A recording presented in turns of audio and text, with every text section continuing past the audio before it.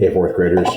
So we left off at an exciting point. Anne Marie had just helped her mother get up. She had tripped on the path and broken her ankle.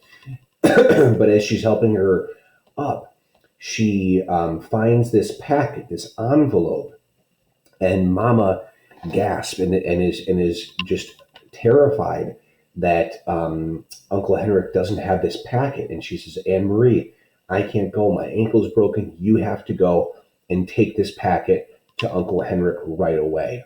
And she says, run as fast as you can. Okay? So that's where we left off. We don't know what's in the packet. It's another mystery. This chapter is called On the Dark Path, chapter 14. Only now, entering the woods and the footpath, did Anne Marie realize how cold the dawn was. She had watched and helped earlier as the others donned sweaters, jackets, and coats, and she had peered into the night, following them with her eyes as they moved silently off, bulky in their garments, blankets in their arms. But she wore only a light sweater over her cotton dress. Though the October day later would be warmed by sunlight, now it was gray, chilly, and damp. She shivered.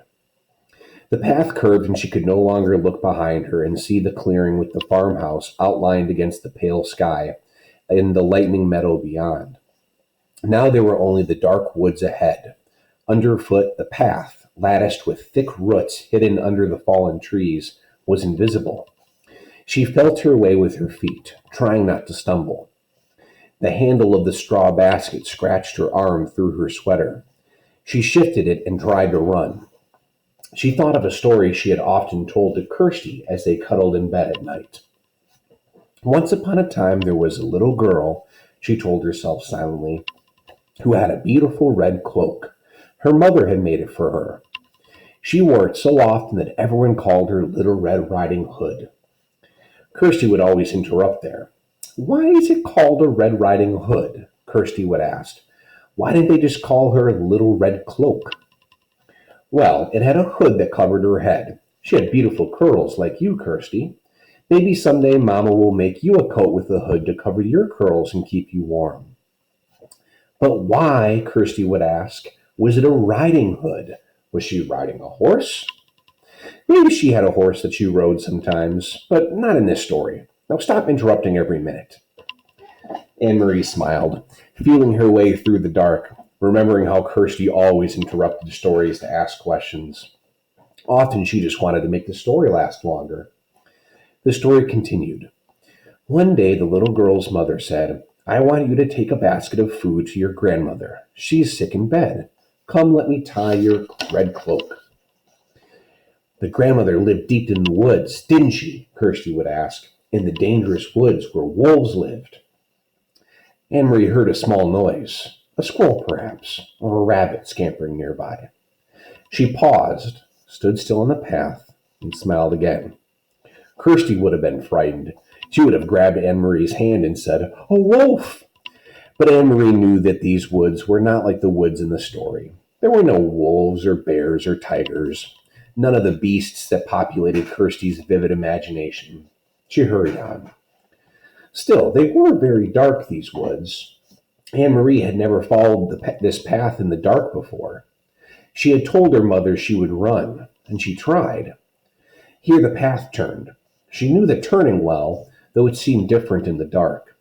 If she turned to the left, it would take her to the road, out where it would be lighter, wider, more traveled, but more dangerous too. Someone could see her on the road. At this time of the dawn, other fishermen would be on the road, hurrying to their boats for the long day at sea, and there might be soldiers. She turned to the right and headed deeper into the woods. It was why Mama and Peter had needed to guide those who were strangers here, the Rosens and the others. A wrong turn would have taken them into danger. So Little Red Riding Hood carried the basket of food and hurried along through the woods. It was a lovely morning, and birds were singing. Little Red Riding Hood sang too as she walked. Sometimes she changed that part of the story, telling it to Kirsty. Sometimes it was raining, or even snowing in the woods. Sometimes it was evening with long, frightening shadows. so that Kirsty, listening, would snuggle closer and wrap her arms around Anne Marie. But now, telling it to herself, she wanted sunlight and birdsong. Here the path widened and flattened. It was the place where the woods opened on one side and the path curved beside a meadow at the edge of the sea. Here she could run, and she did. Here in the daylight, there'd be cows in the meadow, and on summer afternoons, Anne Marie would always stop by the fence and hold out handfuls of grass, which the curious cows would take with their rough tongues. Here, her mother had told her, Mama would always stop too, as a child walking to school. Her dog, Trollfast, would wriggle under the fence and run about in the meadow, barking excitedly, trying to chase the cows, who always ignored him. The meadow was empty now, and colorless in the half-light. She could hear the churning sea beyond, and see the wash of daylight to the east, over Sweden. She ran as fast as she could, searching with her eyes for the place ahead where the path would re-enter the woods in its final segment, which led to town. Here, the bushes were overgrown, and it was difficult to see the path here, but she found the entrance beside the high blueberry bushes. How often she had stopped here in late summer to pick a handful of the sweet berries. Her hands and mouth would be blue afterward. Mama always laughed when she came home. Now it was dark again, as the trees and bushes closed around her, and she had to move more slowly, though she still tried to run. Anne Marie thought of Mama, her ankle so swollen and her face so pained. She hoped Mama had called the doctor by now. The doctor was an old man, brusque and businesslike, but with kind eyes. He had come to the farmhouse several times during the summers of the past, his battered car noisy on the dirt road. He had come once when Kirsty, a tiny baby then, had been sick and wailing with an earache. And he had come when Lisa had spilled hot grease cooking breakfast and burned her hand. Anne Marie turned again as the path divided once more. The left fork would take her directly to the village. It was the way they had come from the train, and the way Mama had walked to school as a girl. But Anne Marie turned to the right, heading now toward the harbor side, where the fishing boats lay at anchor. She had often come this way before, too, sometimes at the end of the afternoon, to pick out the Ingeborg, Uncle Henrik's boat, from the many returning, and watch him and his helpers unload the day's catch of slippery, shimmering herring still flopping in their containers. Even now, with the boats in the harbor ahead, empty of fish, preparing to leave for the day's fishing, she could smell the oily, salty scent of herring, which always remained in the air here.